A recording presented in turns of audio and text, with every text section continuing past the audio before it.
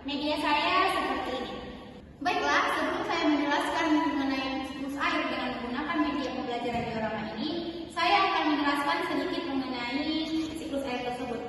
Sebelum itu, kita mengetahui bersama bahwa kita hidup di dunia ini itu menggunakan air untuk keberlangsungan hidup kita.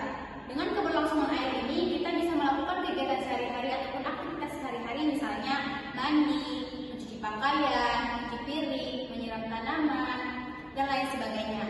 Dimana dengan adanya air, kita bisa melakukan aktivitas-aktivitas seperti yang saya sebutkan tadi. Baiklah, untuk lebih jelas lagi, apa sih itu sirkulasi air? Sirkulasi air adalah sirkulasi atau perputaran air secara terus-menerus dari bumi ke atmosfer, lalu kembali lagi ke bumi.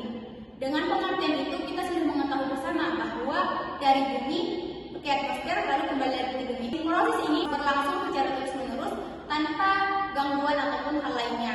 Baiklah, untuk lebih jelas lagi, saya akan menjelaskan dengan menggunakan media diorama. Oh iya, sebelumnya, siklus air ini mengalami 3 tahapan. Yang pertama itu adalah penguapan, yang kedua adalah pembentukan awan, dan yang ketiga adalah terjadinya hujan.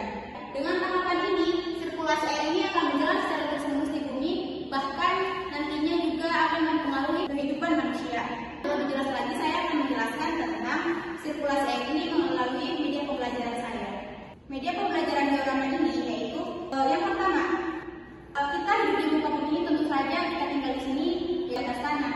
Jadi sebutan dari itu infiltrasi.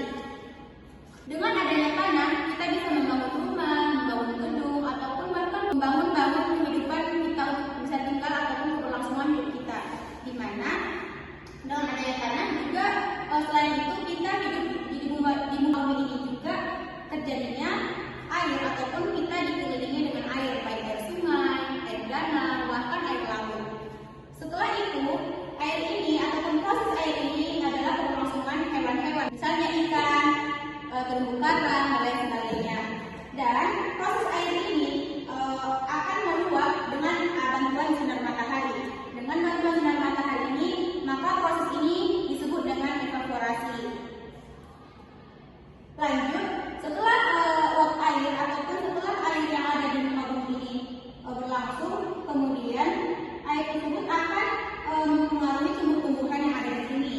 Setelah tumbuh-tumbuhan itu juga sangat berperan penting dalam sirkulasi air. Baiklah, selanjutnya tumbuhan yang mengalami penguapan akan naik ke udara. Kemudian setelah itu tumbuhan ini sangat berperan penting dalam kebutuhan dari sirkulasi air tersebut, di mana proses ini disebut dengan transpirasi. Selanjutnya, setelah air penguapan dari tumbuhan ini naik ke udara, akan mengalami penguapan. Penguapan ini akan membentuk awan seperti ini, transpirasi. Kemudian setelah ini akan membentuk awan, dan awan tersebut akan mengalami penguapan dan terjadinya titik-titik dari awan tersebut. Sehingga setelah proses ini terjadi, maka disebut dengan kondensasi. Baiklah, setelah proses kondensasi itu, angin akan membawa awan ke daratan ataupun dataran tinggi. Setelah awan sampai ke dataran tinggi, akan membentuk titik-titik ataupun titik-titik hujan, dan maka terjadilah hujan. Dan proses ini disebut dengan presipitasi. Maka setelah terjadinya proses tersebut ataupun proses presipitasi yang terjadi di dataran tinggi akan turun ke dataran rendah. Dan setelah itu, setelah terjadinya hujan, tentu saja nanti akan turun ke dataran rendah. Kemudian proses sirkulasi air itu akan berlangsung secara terus-menerus ke dataran rendah. Begitulah sirkulasi air dalam media pembelajaran yang saya buat ini. Baiklah, kesimpulan yang dapat saya ambil dari media pembelajaran yang saya buat ini adalah media diorama. Yang pertama itu air yang berada di dataran rendah ataupun dataran tinggi itu akan menghasilkan suatu proses dengan bantuan sinar matahari yang ini. Selanjutnya, proses ini akan mengalami penguapan dengan disebut dengan evaporasi. Kemudian yang kedua langkahnya yaitu tumbuh-tumbuhan yang ada di muka bumi ini yang tumbuh di muka bumi ini itu akan menghasilkan penguapan dengan bantuan panas matahari. Kemudian proses ini disebut dengan transpirasi.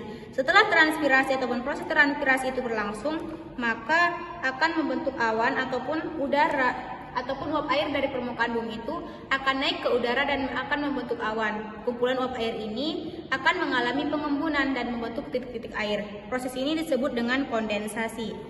Setelah kondensasi, dengan proses kondensasi ini selesai, maka angin akan membawa awan tersebut ke dataran tinggi ataupun dataran. Setelah itu akan mengalami titik-titik ataupun terjadinya hujan dengan disebut dengan proses presipitasi. Proses ini itu berlangsung secara terus-menerus karena proses ini akan menghasilkan beberapa air hujan ke dataran rendah. Dengan dataran tinggi itu ataupun proses ini terjadilah hujan karena yang pertama kan tadi udah evaporasi, kedua transpirasi, yang ketiga adalah proses kondensasi, kemudian proses presipitasi.